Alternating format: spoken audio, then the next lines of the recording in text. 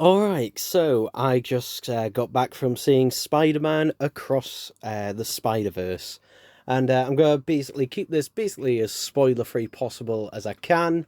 So basically anything I'm going to talk about here is stuff that is either, in the trailer or stuff that we already knew and that was announced and that before the film came out. So yeah, I'm going to make it spoiler-free as possible. But let me just say, this film is absolutely fantastic. It is. It is a visual masterpiece. It absolutely is. It very much improves on the animation from the first film, and also the styling as well. We've got a lot more different styles in this film than we did previously, and also particularly the colouring as well. For example, some of the colouring and some of the shading will change in certain scenes. For example, you notice this particularly with Spider Gwen when Gwen's emotions, change when she's, feeling lonely,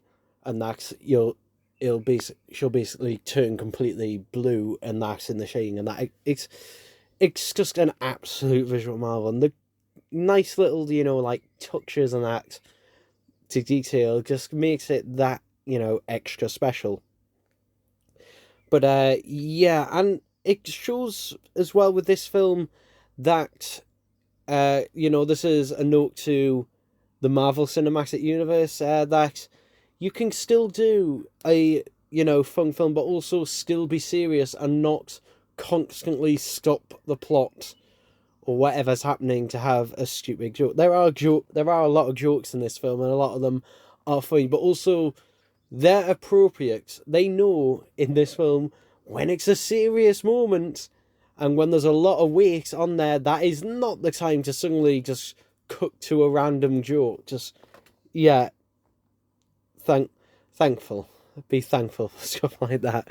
But yeah, now obviously for people who just love the references and nothing else, then you're gonna get that. But for people who actually want a good solid story, then that is it.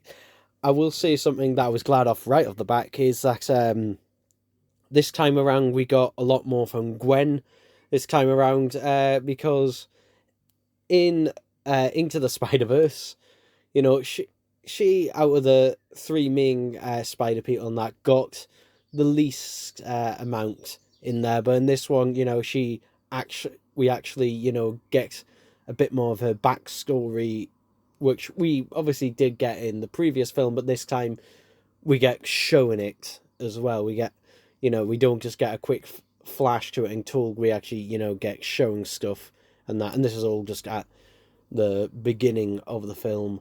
But yeah, she actually, all the characters in there have a great arc and that to it. Again, I can't really talk about them without spoiling anything.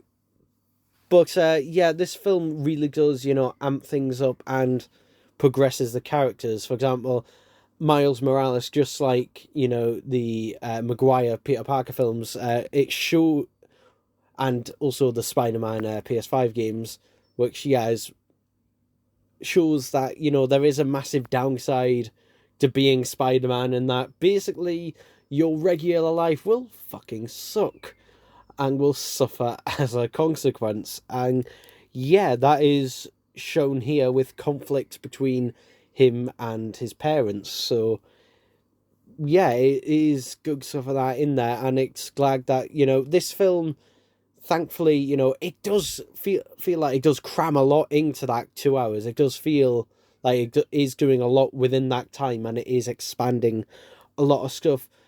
But it doesn't feel like it's rushing through everything. It does feel like everything has its time to play and sink in. But yeah, now to mention this, now this film, if you didn't know, this film's original title was Spider-Man Across the Spider-Verse Part 1.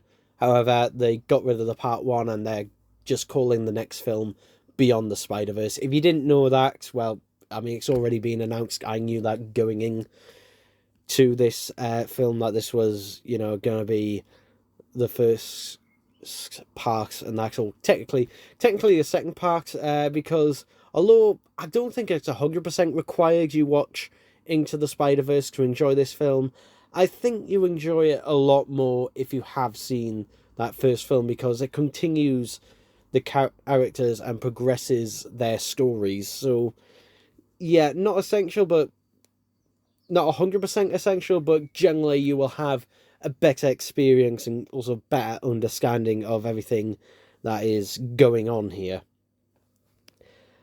But other than that, it's just like, yeah, this is probably, I mean, this could change, but at the time of, recording this video just after seeing the film, this is probably my favourite Spider-Man film.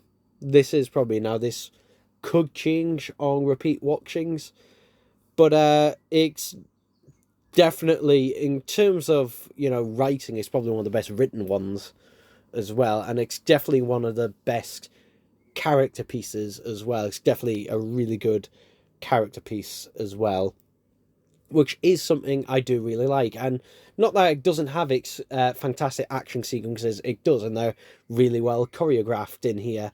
But yeah, it is just an absolutely fantastic film. And I would say if you have been getting superhero film fatigue from the Marvel movies and also even the DC movies and that as well, this, is definitely a breath of fresh air in that. And it is different from the previous film. The previous film was, more lighthearted than this. Not that this is dark, far from it, but this one, is takes itself a lot more seriously than the previous film, because obviously we're raising the stakes and that in this. But yeah, overall, just go see it. Honestly, just go see it. I don't want to say anything else. I don't want to spoil anything. You should go, watch the trailer and that, and then just go in and watch the film, because there are surprises in that down the road. So yeah, but that's it for this video. I'll see you next time. Bye bye.